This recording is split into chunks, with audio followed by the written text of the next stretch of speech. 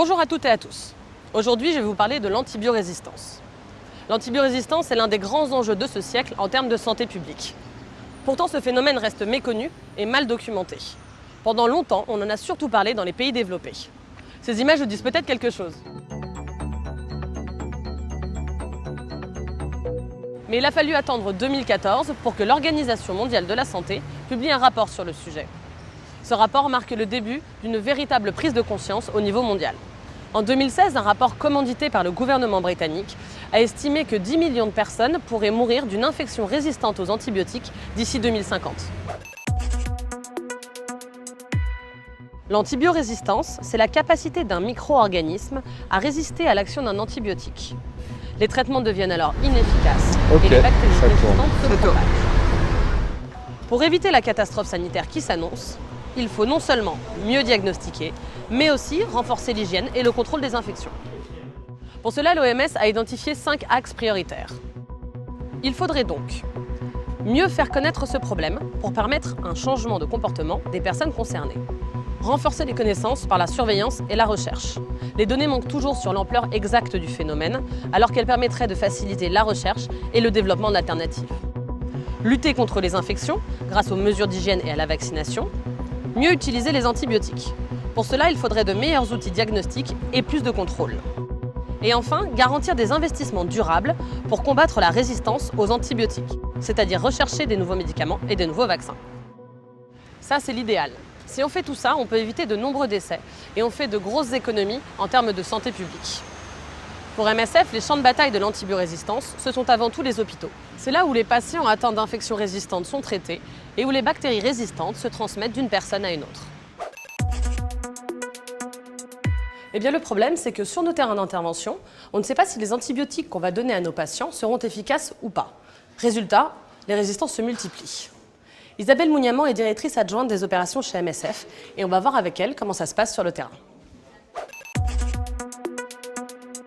Bonjour Isabelle. Bonjour. Alors, quelles sont les difficultés auxquelles nos équipes doivent faire face sur le terrain ? Donc sur le terrain, les principales difficultés sont autour du diagnostic des infections, c'est-à-dire mieux comprendre quelles infections nos patients ont lorsqu'ils sont hospitalisés. Donc d'avoir par exemple des laboratoires pour bien diagnostiquer les infections des patients. D'avoir aussi des bonnes prescriptions, donc des prescriptions rationnelles d'antibiotiques. Avoir le bon antibiotique sur la bonne durée et au bon dosage. Et puis renforcer tout ce qui tourne autour de l'hygiène hospitalière pour prévenir et contrôler les infections acquises à l'hôpital. Comme le problème est multidisciplinaire, la solution l'est aussi. Si on a accès à un laboratoire, mais que le contrôle de l'infection n'est pas optimal, eh bien les bactéries résistantes se propagent. Ou bien, si l'on a un laboratoire, mais que les cliniciens n'utilisent pas de manière rationnelle les résultats, les patients ne seront pas traités efficacement. En résumé, l'accès au diagnostic, la formation des cliniciens aux bonnes pratiques de prescription et le renforcement des mesures d'hygiène ne peuvent pas fonctionner les uns sans les autres.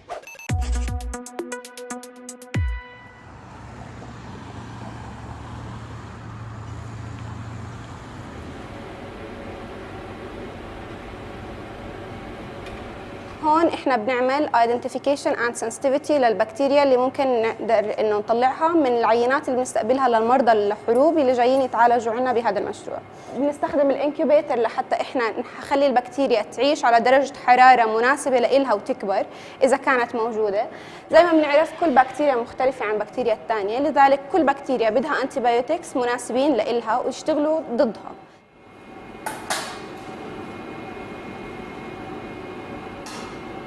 وهي اشياء شائعه جدا بمرضى الحروب لانهم تعرضوا لكثير مضادات حيويه وتعرضوا لكثير ظروف خلت هاي البكتيريا انها تصير اقوى. بعدين مجرد ما خلصنا بنطلع النتائج بنطبعها وبنعطيها للدكاتره ومن هناك هم بيتصرفوا. كمان في شغلات ثانيه بنعملها انه احنا بنعمل احصائيات لعدد البكتيريات اللي بتطلع معانا، عدد البكتيريا هاي وكل انتيبيوتيك هي مضاده له وبنحاول نطلع بنهايه الشهر او بنهايه السنه. Mais ça n'est pas tout. MSF soutient plusieurs projets de recherche et développement afin d'améliorer les outils de diagnostic et développer de nouveaux antibiotiques. Alors vous l'aurez compris, l'antibiorésistance est un combat à la fois urgent et sur le long terme qui nécessite des investissements durables et mobilise notre personnel sur le terrain. Merci de nous avoir suivis et n'hésitez pas à partager cette vidéo sur les réseaux sociaux.